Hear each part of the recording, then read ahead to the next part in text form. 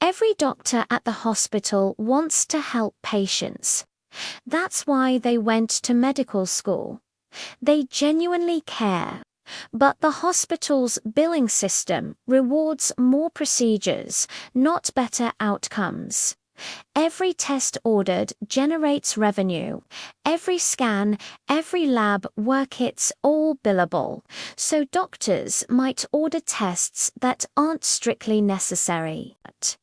Not because they're greedy, but because the system they work within incentivizes activity over outcomes. The doctor wants to heal patients, but the hospital needs revenue. This is the misalignment problem. When individual incentives and system objectives point in different directions, the system always loses. Economists call this the principal-agent problem. The principal wants a certain outcome. The agent who works for the principal wants to maximize their own benefit while minimizing effort. These aren't bad people, they're just rational actors responding to incentives. Think about it. You hire a contractor to renovate your kitchen.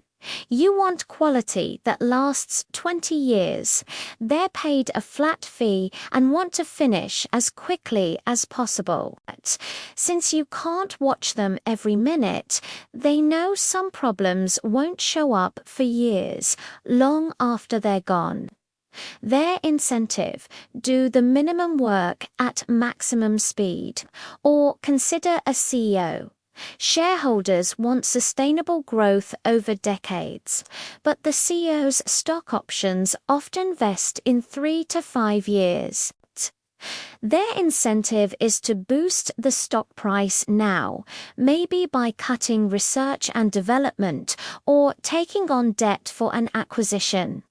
By the time problems surface, they've already cashed out. It's the same with a fund manager. You're investing for retirement 30 years from now. They're evaluated every quarter. Your goal is steady growth. Their goal is to beat the benchmark this quarter.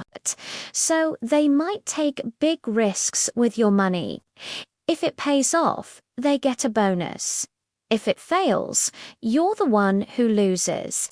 The pattern is clear. When people don't bear the full consequences of their decisions, they optimize for themselves, not for the overall goal.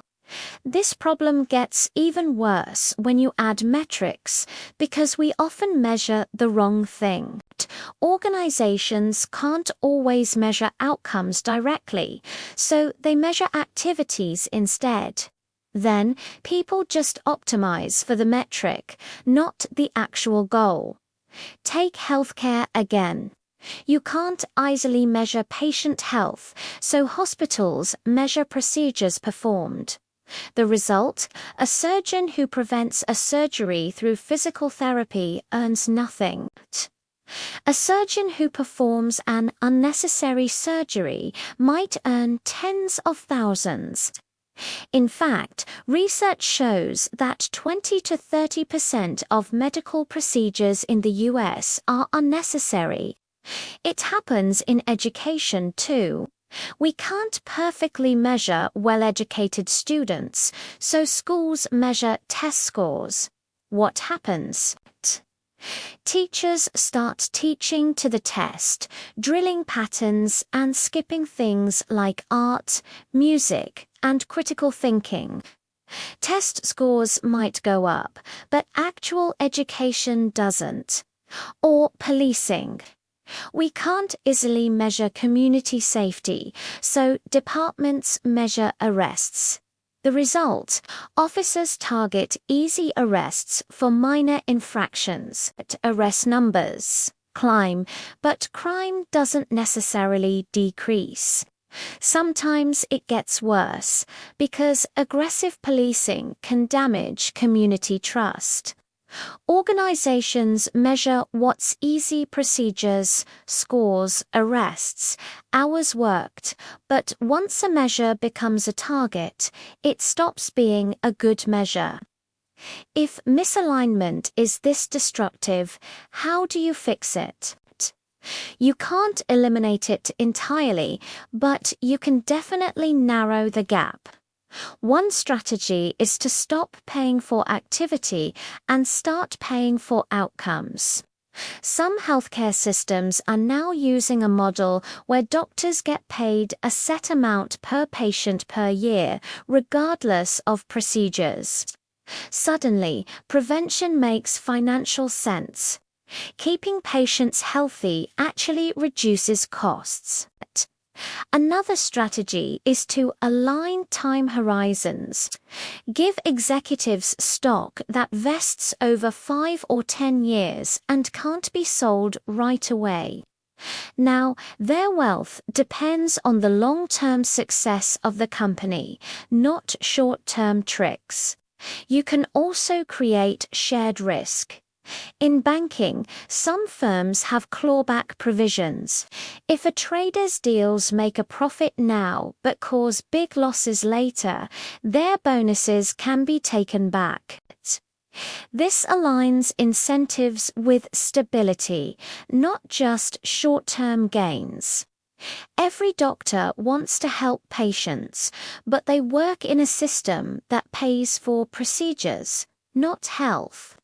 Every teacher wants students to learn, but they're judged on test scores. These aren't individual failures, they're system design failures. When incentives and goals conflict, incentives always win. People optimize for what they're measured on and paid for. You can't fix this just by asking people to be more ethical. You fix it by aligning incentives with outcomes. Until we do that, our systems will continue to optimize themselves straight into failure, one rational individual decision at a time.